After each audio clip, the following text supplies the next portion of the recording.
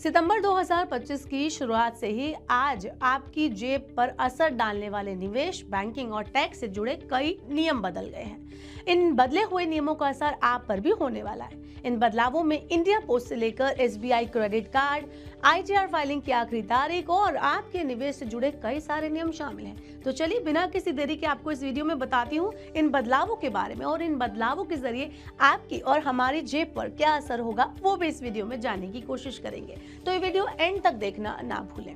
Hello and welcome to Money 9, मैं हूँ मीनू शर्मा। आपको बता दें कि आज से सोने की ही तरह चांदी की ज्वेलरी की हॉलमार्किंग भी जरूरी हो गई है। हॉलमार्किंग शुद्धता की गारंटी देती है। ऐसे में आपको अब नकली चांदी और असली चांदी में पहचान करने में मदद मिलेगी, और मिलावट वाली जो चांदी है उसका भी डर कम रहेगा, यानी आप प्योर चांदी खरीद पाएंगे। इस नियम के लागू होने का असर ये होगा कि आप हॉलमार्किंग चांदी को खरीदना या निवेश करना, उसमें सुरक्षा और क्वालिटी दोनों की गारंटी आपको दे सकता है। आगे बढ़ते हैं, बताते हैं आज से ही भारत सरकार ने रजिस्टर्ड पोस्ट सेवा को स्पीड पोस्ट के साथ मर्ज कर दिया। इसका मतलब ये हुआ कि अब अगर आप 1 सितंबर से कोई भी रजिस्टर्ड पोस्ट भेजेंगे तो वो स्पीड पोस्ट के जरिए ही डिलीवर होगा।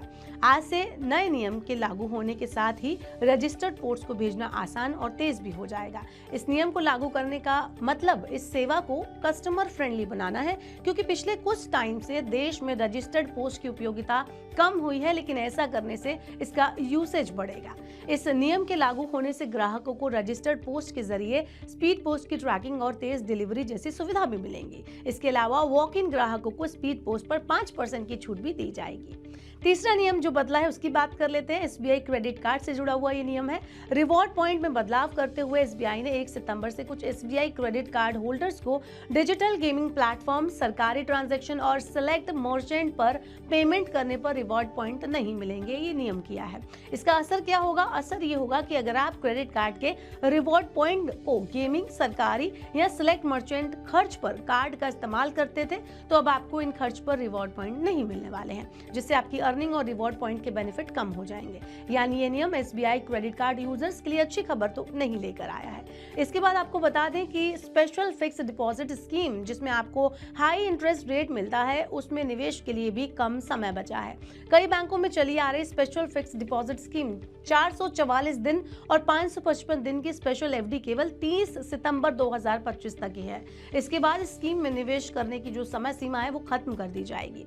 इस स्कीम पर निवेशकों को एक निश्चित टाइम के लिए निवेश करने पर अच्छा रेट ऑफ इंटरेस्ट मिलता है। ये स्कीम 444, 555 और 700 दिनों के लिए होती है, लेकिन आपको बता दें कि स्कीम में निवेश 30 सितंबर 2025 तक ही खुला है। एग्जाम्पल के तौर पर 1 लाख रुपए के निवेश पर 444 दिनों के लिए 8,418 रुपए का ब्याज मिलता है। मैच्योरिटी के टाइम पर निवेश की रकम 1.08 लाख रुपए हो जाती है। ऐसे में उन इन्वेस्टर्स के लिए जो एक निश्चित टाइम के लिए निवेश पर एक अच्छा रिटर्न पाना चाहते हैं, वो इस समय सीमा से पहले इस एफडी में निवेश कर सकते हैं। इसके अलावा ये महीना उन लोगों के लिए भी बहुत अहम है जो टैक्स के दायरे में आते हैं। आपको बता दें कि सरकार ने आईटीआर फाइलिंग की एक आखिरी तारीख जो है 31 जुलाई 2025 उसको बढ़ाकर 15 सितंबर 2025 कर दिया है। यानी हर tax payer, salaried, NRI, pensioner 15 सितंबर तक आईटीआर फाइल कर सकता है। इसके बाद टैक्स रिटर्न फाइल करने पर आपको पेनल्टी चुकानी होगी। इसलिए अगर आप पेनल्टी से बचना चाहते हैं तो 15 सितंबर को ध्यान में रखकर जल्द से जल्द टैक्स रिटर्न फाइल कर दें।